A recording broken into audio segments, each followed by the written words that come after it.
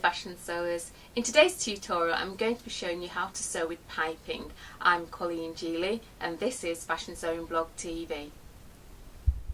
Here we have what we call piping, and what it is a cord that is actually inside this bias ribbon, bias fabric, and I'm going to show you how to sew the piping cord into the bias itself and then sew the bias onto a seam.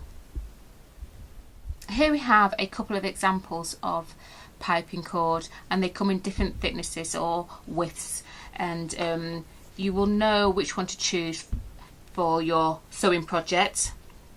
And I'm going to show you a quick tip on how to kind of judge the width of your bias strip in order to cover them.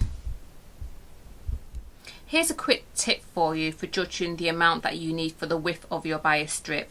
Is to put your piping cord at 45-degree angle at the corner of your fabric, fold it over, put a pin in place, that there will do, and from your pin you'll measure 1.5 centimeters or 5/8 of an inch, whichever is your preferred measuring tool, and then you cut across, and once you've cut across you'll have the measurement for the actual width, for example, of your actual bias. I now have my bias strip cut to the required width. I've now got my cord and I'm going to put it down the center of the bias strip, and then I'm going to wrap the bias over, making sure the raw edges meet, and then pin into place. And then once I've done that, I'll take it over to my sewing machine, and then I'll sew a straight line from one end to the other.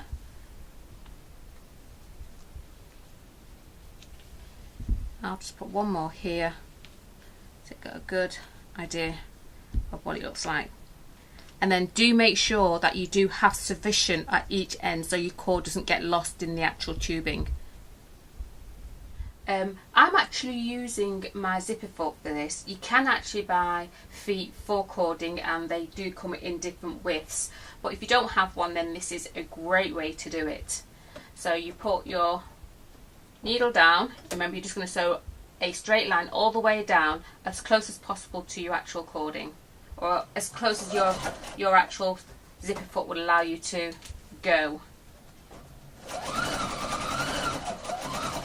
So you should be able to see the line stitching. So I've kind of got my work to an angle so that to make sure it gets as close to the cord as possible.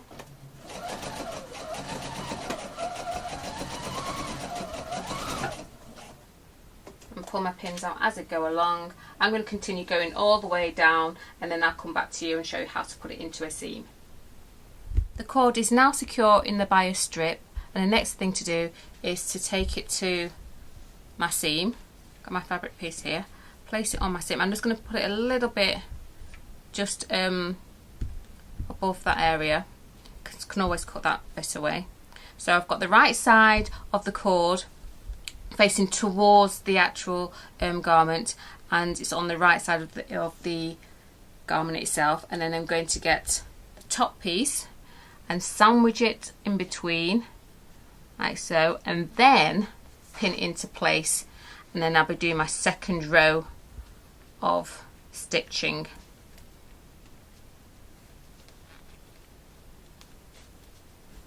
And I will do a corner as well.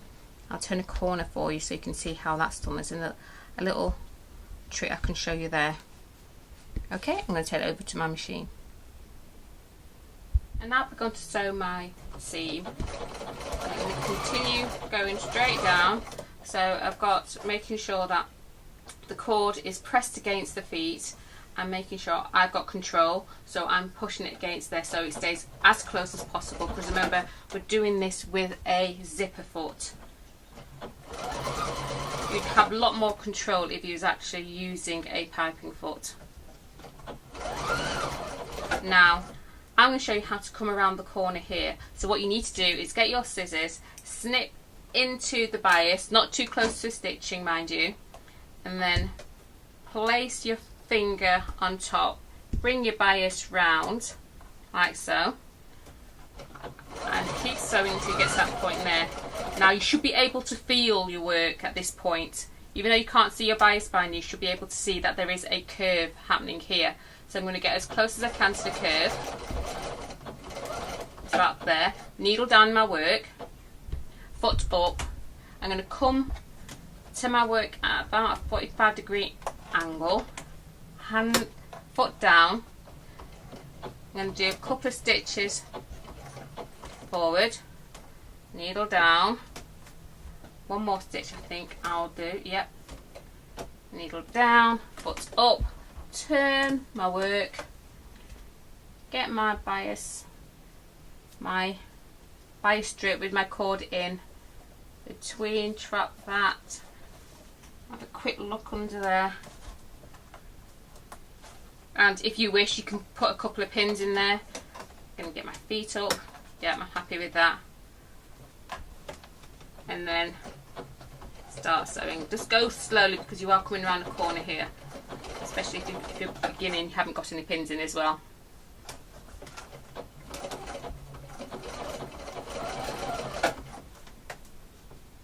Keep that there. So you should have a nice shape there, nice L shape. And then I'm going to keep on sewing until it gets to the end, and I'll come back and show you what it looks like. Now here we have it, the L-shaped stitching that I've done in order to get my bias strip and my cord to produce piping. What I should really do is to cut away the bulk. So I'm going to get my scissors, trim that much out of the way, then turn it to the right side.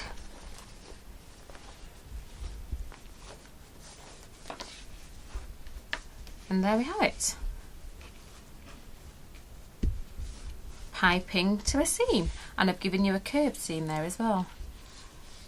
So if I just show you, do it that way. And then, okay. I hope you found that video tutorial helpful. Remember, you can use piping cord in any particular sewing project you like, such as areas such as collars, pockets, hems on dresses, skirts. There's so many different areas in a garment in which you can actually do that. And it's also a great opportunity for you to create your own style by producing your own bias strips and coordinating it with your fashion fabric. So if you have any questions or queries, please put them in the comment box below, and I'll see you next time.